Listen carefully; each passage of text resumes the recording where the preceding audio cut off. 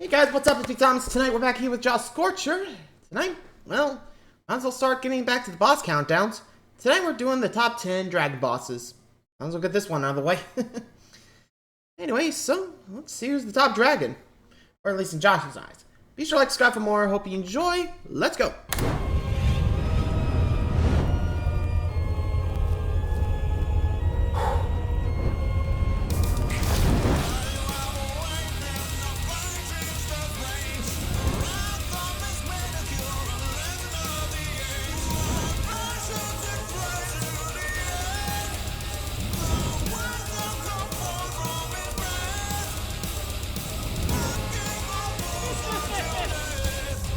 And here we go. Oh, yeah. Check out all his majesty.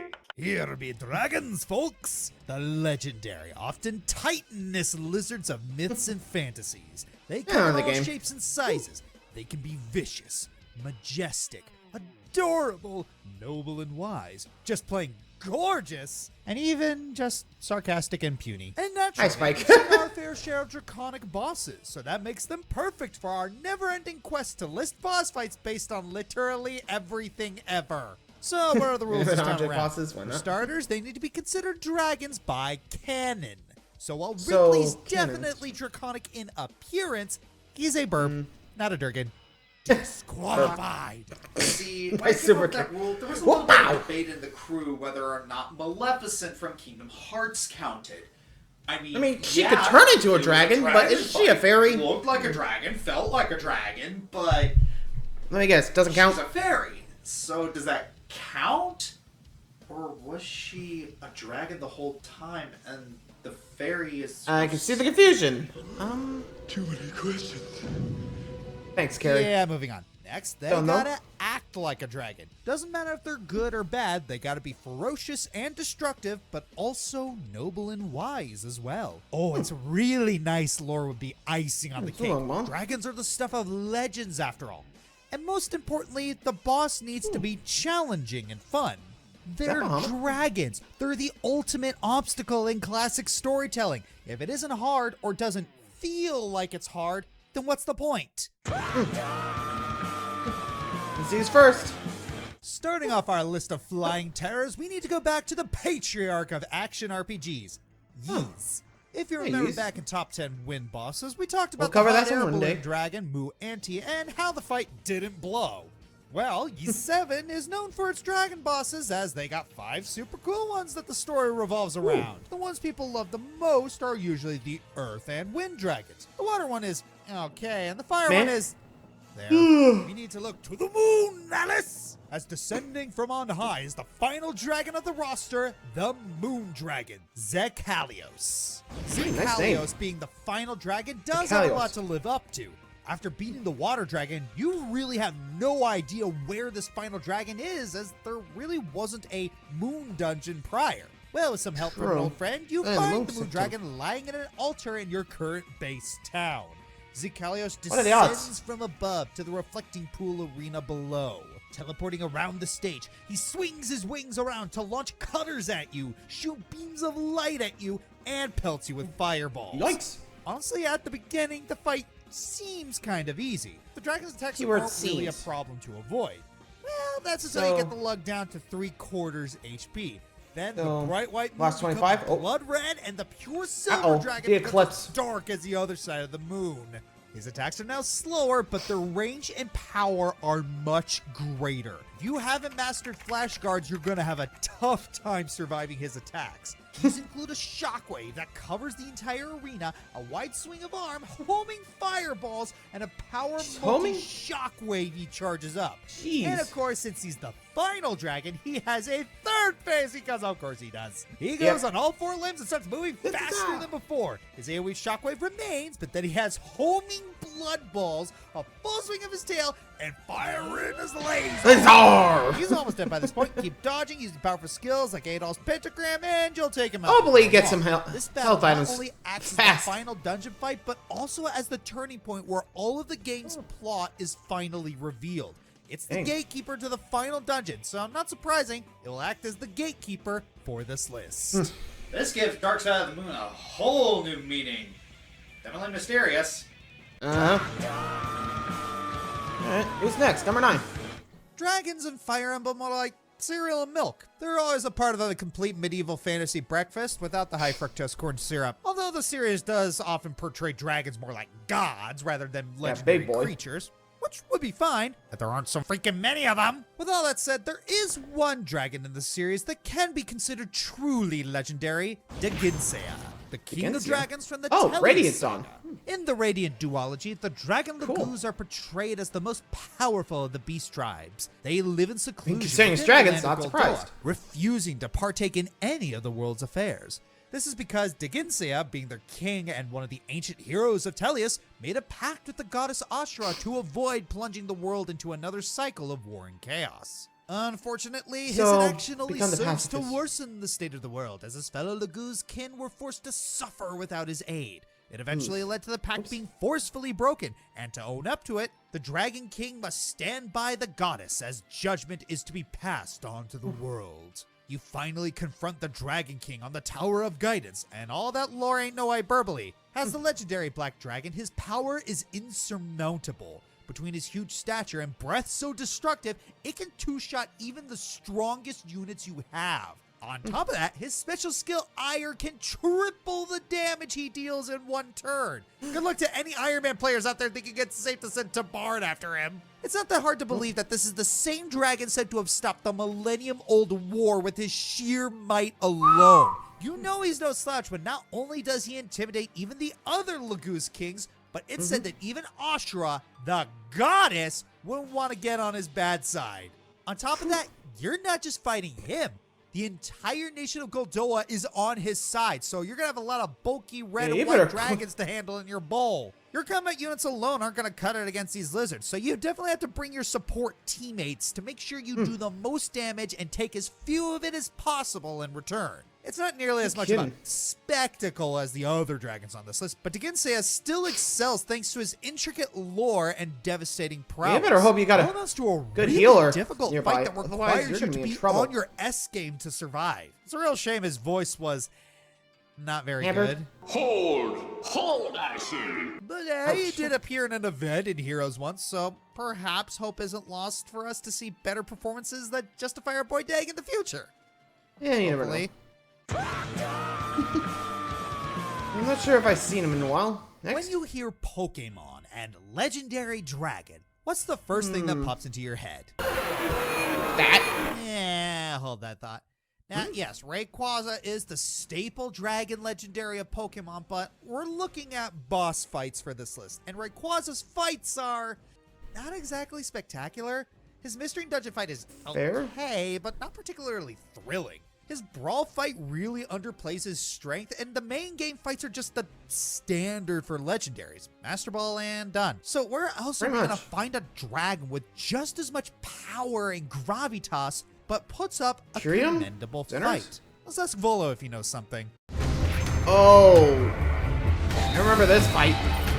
Yep, we're pulling in Giratina, the Distortion Dragon, baby. You might be thinking, what significance the Ghost Dragon Giratina play as a dragon compared to Rayquaza? Sure, it's got the type, but it's more like the Satan of Pokemon than anything. Well, my friend, did you know that various depictions of the devil often take the form of a dragon, particularly in Revelation? Not only that, dragons do symbolize power and destruction in many stories, and the sheer mystical presence it holds strikes terror in those who fear the unknown. Fits Giratina perfectly, if you ask me. To top that, especially in Arceus, together with Fallen Legends Arceus to open the space-time rift, causing the frenzy of the Lord Pokemon to happen. All to take revenge we nearly got blamed for it. Banishing it. Coincidentally, it also opened the gate for Arceus to pull the player into the region and give the destructive duo the spanking of a lifetime. You fight Giratina after you fight Volo atop the Spear Pillar. Let me tell you, if you're not prepared to sweep Volo's team, then you will not be ready for what the Ghost Dragon has in store.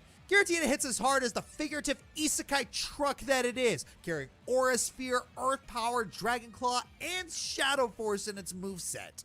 Not only can it one-shot your standard team, but it has ideal coverage against both Dialga and Palkia, so even legendaries are completely safe in this fight. On top of all that, beating its origin form leads to the Origin's second form, trading bulk for higher attack power. Did I mention Shadow Force also obscures the user and makes them dodgier? Yep, not overkill at all. In all seriousness, this is the most challenging Pokemon battle in a long while. It's really exciting to fight a boss that really makes you think about what Pokemon you're using, making the most out of their best attacks and dealing with the shortcomings of each one. There hasn't been a fight this difficult and thrilling in the series since Cynthia, which is very fitting considering how much she intertwines with Volo and Giratina thematically. It's an amazing fight that only makes me more excited to see what more Game Freak will do with the Legends formula. I mean, depending if they actually go back to that formula, which would be cool, but not sure where to go from there. And I'll be real, I actually done that fight, and let me tell you, I think I just got myself lucky. Like, seriously. I had, like, some strong teammates. I think Creselia's Lunar Healing helped me keep myself in the fight. Thank God for that. And, well, Regigigas to tank the blows in case Cresselia fell. Which, phew. I mean, like I said, I'm just glad I managed to do that in one shot, because, jeez. I mean, I kind of just went in there blind. I had, like, some of the legendaries, what I knew what was to expect, but still, even I was nervous. I think the adrenaline was pumping hard. If you guys saw the stream, you know what I'm talking about, but if not, I do have it on the live tab, so go ahead and look. Anyway, moving along. Number 7? Just imagine this. Ooh. You're just strolling through the mountains. Everything's going Kratos. nice and smooth when suddenly, wham! Whapa! You end up face to face with a massive stony lizard. You nearly got your head fried by Woo. lightning. Yes, freaking lightning. And it's trying to take a big bite out of you before it finally Hraezlyr. blasts its way out of the cave, ready to rain chaos down and scorch you right off the mountainside. And thus we meet arguably the largest boss in God of War 2018, Hraezlyr, the Thunder Dragon. Already, he is one of the coolest looking dragons you'll ever see. Kind of looks like he's made of stone, and that what looks like horns on his head adds a little extra bite. Admittedly, Hraezlyr isn't really the hardest boss in the game, but he's far from a slouch. Thanks to the more cinematic camera work, you'll get an up-close and personal feel for how massive this beastie really is. At the very start of the second phase, he'll suck you up into his jaw like an oversized vacuum, and then there's his most deadly attack of all, Lightning Breath. As a weather-based consumer of the nostalgic fire-based variety, Lightning Breath still looks cool. Amen. Ultimately, your best bet is to keep your wits about you. Keep running, not dodging. Know when to start chipping away at his claws with your axe, and gather up as many sap crystals as you can along the mountainside. These beauties are super volatile and explode when hit with lightning. And when he's stunned, start chipping away at any open weak spots, and bam! One genuine Slade Dragon, and you're safe to sally forth to the summit. Again, it's not a difficult fight, but it looks difficult, and with how cinematic the whole thing is, it's guaranteed to be a lot of fun. Though, something interesting I just thought of, later on we encounter two dwarves who were turned into dragons. So now I'm curious, was Hraezlyr always a dragon, or was he also formerly a dwarf who was corrupted by greed in the worst way? And if so, does that mean we just killed a dwarf? Whoops. I'm not too sure about the lore. I'm kind of My life is so dark and gloomy. Where is this going? You know, we like to make fun of edgelords because of how unintentionally funny and cringy they can get. But let's be honest, if any of them were as big Deathwing. and destructive as Deathwing, Noah would We'd be worried. Anymore. Just look at what happens with the mere act of him flying over Azeroth.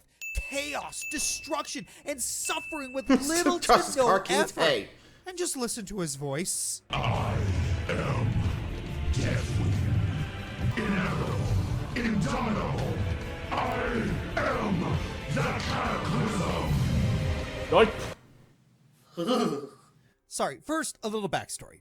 Once upon a time, our big fiery friend here was a dragon aspect named Neltharion the Earth Warder, empowered by the Titans as one of the protectors of Azeroth.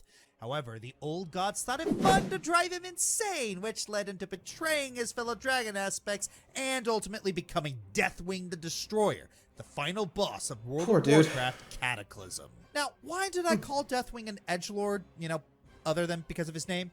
Oh, no reason other than the fact that he willingly had plates of elementium embedded into his skin. The pain was unbearable, but he didn't care. He'll do whatever he can to see all of the Azeroth suffers as much as he does, and he won't stop until either everyone in the land dies or he dies. The only way to even start taking Deathwing down is with the Dragon Soul, an item ironically created by Deathwing himself.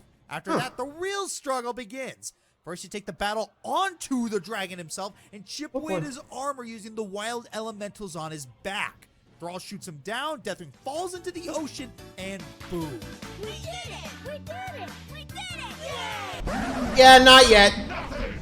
I will tear your world. Yeah, we ain't done yet. Deathwing never learned when to quit. Instead, he has completely snapped and unleashes a barrage of spine tentacles to flick you out of existence. Take out those abominations and just keep holding out until the Dragon Soul is ready again. And boom! For real this time. Whew, that was a trip and a half. Deathwing may not be an iconic. I mean, the fact you can't even slay him yourself, you have to wait for the Dragon Soul to there's no fire denying up. he's one of the most destructive. Heck, the End Time Dungeon gives us a glimpse of what could have been had Deathwing succeeded. And it is horrifying. And overall, I think the biggest takeaway from this is all gods need to find a better use of their time. Seriously, what the heck, jerks? They want to bring out the end of reality. What do you expect? M5? You thought we'd have a dragon bosses list without including Spyro. You don't see a lot of the purple dragon on here, huh? Well, I figured it was time for us to talk about the series' big bad, Malefor. This guy had build-up upon build-up throughout the series. From showing up as statues in the first game to showing off his power in the third, Malefor has been an ever-present force in the trilogy. It makes sense that when Spyro and his partner Cinder confront him in his lair at the end of Dawn of the Dragon, you have an epic fight awaiting you. It starts as the duo battles Malefor in the skies above his lair. In true Purple Dragon fashion, his power over the elements is staggering, pelting you with fireballs, flamethrowers, and dark energy balls. After a quick time event, it was 2008, Malefor literally just starts destroying the world like he planned and sends the two dragons crashing down. You then start fighting him on a fractured stone platform as it descends to the Earth's core. He starts to use other dark energies with a purple shield and ice attacks. Belt and Samara, and you guessed it, More another quick time event. Again, it was a different time. You get to phase 3. This time his shield is permanent and you need to break it. Give it everything you have at this point as it's the final phase. Once the shield's broken, you get the final quick time event. I know, it was 2008. Just be glad we aren't talking about Resident Evil 5. Anyways, Cinder traps Malefor and Spyro knocks Malefor down to the core. They dive after him, but Malefor grabs them and drives him into the wall. Well, 2 more button presses later, and Spyro rams into him and drives him deeper into the core where he's sealed away by dragon ghosts. Oh yeah, this fight is just plain crazy. From the atmosphere to the stakes at hand. Seriously, a few more minutes and there wouldn't be a world to save. While the scale is great, there are a couple issues. One, the particle effects look great, but they take over the screen. It's hard to see what's going on half the time. And 2, it's pretty short. Cutscenes and quick time events aside, it only takes a couple minutes to get through all of the battle portions of the fight. That being said, this was still a great finish for the second Spyro trilogy and a cap-off for the series. You know, until Skylanders became a thing and burned it to the ground. Thanks a lot. The reignited trilogy. Amen. Number 4? In lieu of the Kingdom Hearts entry, here's the Souls-like entry. In the world of Sekiro, you can Scaleless? encounter all kinds of beautiful mythological creatures. Of course, they all want to kill you, so it's not exactly a petting zoo. And what would a game featuring mythological creatures be without dragons? Specifically, the Divine. Oh, Sekiro. Though at first you fight not the Divine Dragon itself, but rather its... Oh my god! What's wrong with your face? servants. What? These sins Yikes. against nature. Old dragons of the old tree. Dragons of the tree. Anyways, the fight against them isn't nearly as terrifying as they look. Avoid the poison and the roots, kill them to reduce the collective health bar. Simple enough, though I gotta give props to the atmosphere helped by the lovely mist and clouds. It's only then that the real fight begins. Does that thing have the bamboo cutter? Holy The ancient Japanese treasure? gorgeous. Oh, heck yeah, we're getting an Easter Dragon on this list, and yes, it is freaking incredible. Now wielding the 7-branch sword, the divine dragon fights with massive blasts of wind. Being so large and imposing, it's difficult to hit directly. Instead, you need to jump off the roofs and redirect the lightning back at it. Oh, you have to aim for lightning? A boss in a game set in feudal Japan with a multi-pronged sword and shoots lightning. You're kidding.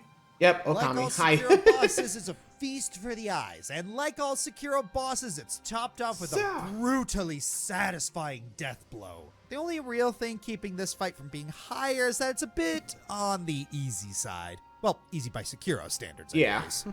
It's not a From Software game if I don't break at least one controller. And hence why I'm not going to be I'm not going to force myself to play Souls games, because frankly, I like my controllers, thank you very much. Hey, I don't want to break them. I mean, I'm kind of glad I didn't break them during Cuphead. Anyway, moving along. Number 3? Ari, Yes? how did Fatalis get on our list again?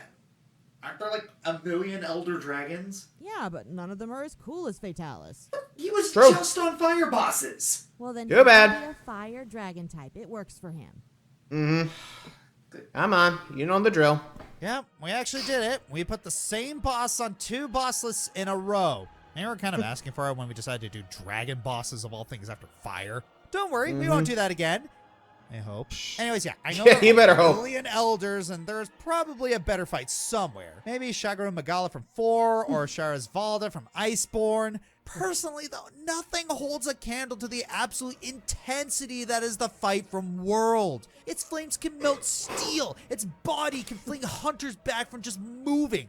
Anything less than the strongest and fully augmented armor will have your bones turn to dust from the sheer power on display. All the Dragonair will That's do is true. pulse it off, so you really need to kill it or at least break that head if you want to survive more than a few minutes when it gets serious. There's a reason that they give you 2 extra feints for this fight alone, because you will need them. Fatalis has never been a bigger threat than it was here. Or at least, in its base form. For if we head on over to Generations Ultimate again, there's an even stronger version of Fatalis. Oh boy, there it is. For you lord nuts, you remember that the original Fatalis that destroyed Castle Shrade survived and remained dormant throughout time? Well, in the second Yep, here it is. generation of Monster Hunter, we get to fight this monster. And for you recent players who fought it, and for you and GU, you definitely know how powerful the White Fatalis is. Yeah. White Fatalis, unlike its rageful younger self, turned its burning fire into a tempered stream of red lightning. This makes it Yeah, even more lightning. dangerous, as From while fire you to can tell its plasma. fire's coming from its mouth in the base form, the lightning could come from anywhere. It will also come from its mouth a lot too. When it gets down to half HP, it will enter an armor mode where most melee attacks will bounce off. Only weapons Wait, at really? max sharpness or with the skill Mind's Eye will be able to pierce it, so keeping an eye on sharpness is key. At times, it will also fly around the map and pelt the arena with powerful lightning bursts. Eat your heart out, Kieran. When it gets down to 20%, the armor mode will end, but you still need to be careful. This just means you need to kill it faster before it kills you, as the White Fatalis gives its final performance. Keep it up, and you will knock it Got down it. flat. Like in Fire Bosses, I'm putting both the World and GU fights here. Yeah, the Fair World enough. fight I mean, is they're both technically crazy. better, but the White Fatalis is in a league of its Yikes. own as a dragon, and will test players even more in some circumstances. The scale of each fight is the same, it's just the World fight considering is how more huge they built are, up in I'm surprised. pageantry in a sense. In that case, I have no problem putting them here. Get away. Fatalis has been on 3 boss lists already, and he's been in the top 3 in all of them. Either the boss fight is just that good, or I'm slowly being corrupted by Fatalis. Could be either or. Either one's good for me. I'm sure you could be corrupted by Fatalis, but do it your There own. is a song of tragedy, a song of fury, a song of hatred and lost love, a song that inspired a war that spanned 1,000 years. The Dragon Song War. Dragons are known to be Oh, Elder creatures of Scrolls. long lives and longer memories. The one dragon refused to forget or forgive the murder of his sister. Nidhogg was his name, and he vowed to wipe out the ones who killed her, along with their children and their children's children. His song of rage and vengeance drew his brood to his side, and together they waged a bloody 1,000-year-long conflict. Eventually, the truth of what had happened had become known to the people. King Thordan and his Knights 12 had struck down the great worm Ratatosk, not to save the people of Ishgard from a rampaging menace, but to pluck out her eyes, which are a source of unfathomable power. Immediately following her death, Nidhogg flew into battle, losing both of his own eyes. Nidhogg's brother, Hraezlyr, donated one of his eyes to his brother to keep him alive. 1,000 years later, and the lies told to the people came to light, and a desire for peace between man and dragon was born. But Nidhogg would not hear of it. Knowing that his grief and rage-fueled madness would never allow the bloodshed to end, Hraezlyr allowed the Warrior of Light and Estinian Wormblood into Nidhogg's lair, where they struck down the mighty dragon with the use of one of his own eyes. However, Nidhogg's hatred survived his mortal body. Having been defeated, his anger and bitterness only grew. They fermented within his eyes, and the dragon's will took over Estinian's body. Nidhogg attempted to reignite the war and to wipe out the people of Ishgard once and for all. The final confrontation came at the Steps of Faith, with one of Hraezlyr's eyes in hand, and Hraezlyr himself wounding the shade of his brother. The Warrior of Light faces off against Nidhogg one last time. The battle itself is magnificent. Fiery beats of his wing can scorch a party to cinders. His very roar rattles your bones. Cursed lightning falls upon your party at random places at random times. And of course, Nidhogg summons some of his own brood to attack you. While these measures are insufficient, Nidhogg calls upon the captive flesh of Estinian to perform a star diver with the full fury of one of the first brood behind it. Now her Hraezlyr's eye, all hope would have been lost. Still, Estinian's form is put to use, attempting to run you through with his mighty spear and tactics learned from a lifetime as the Azure Dragoon. When even these ill-gotten techniques do not yield victory, Nidhogg resumes his true draconic form, this time glowing a demonic hellish red. He attempts to put the party down with Akmorn, Bahamut's signature attack. Appropriate, given the name translates to fated death in the tongue of dragons. Even with his mighty power, the Warrior of Light doggedly survives and finally slays Nidhogg once and for all, ending the Dragon Song War.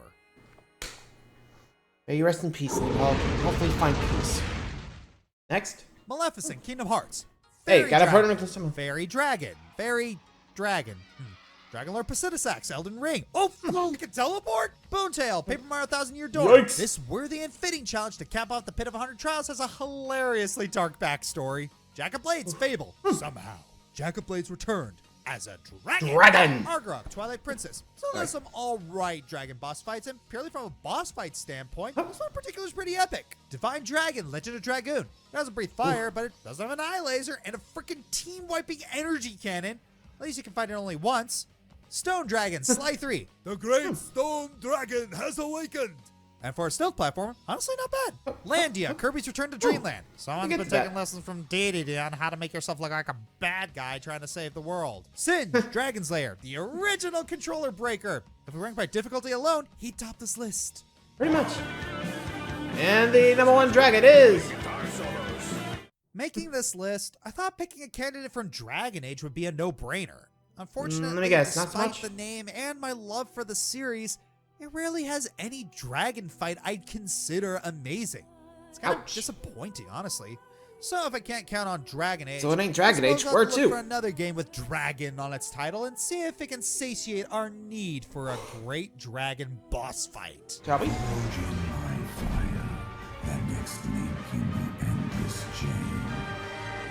What the? Dogma? Dragon's Dogma, Dark Arisen, tells the tale of a prophecy called the Endless Chain? a cycle bound by a godlike entity called the Seneschal, wherein Arisen is chosen every generation to fight a dragon as a test to succeed the Seneschal in their place. The dragon in question is Grigori, who wreaks destruction across the land of Grancis, eventually finding people brave enough to stand up to him. For this, he takes their heart and makes them the Arisen, bounding them to fulfill the prophecy, all the while keeping them immortal until the dragon himself is slain. Right off the bat, Grigori left a wonderful impression. Large as life, wise and imposing voice, and doesn't take from any chaos-loving cult. You see this, Grima? Here's the Chad Dragon. By the time you face off against him, he captures your chosen love interest, which is determined by the game's matchmaking system, and tempts you into an offer. Either stand and fight, or sacrifice your beloved to the dragon and become a sovereign of the land. Such is the fate of the Arisen before you. Of course, picking the latter just gets you the Shadow Queen ending, so there's really only one option here. You would face me then.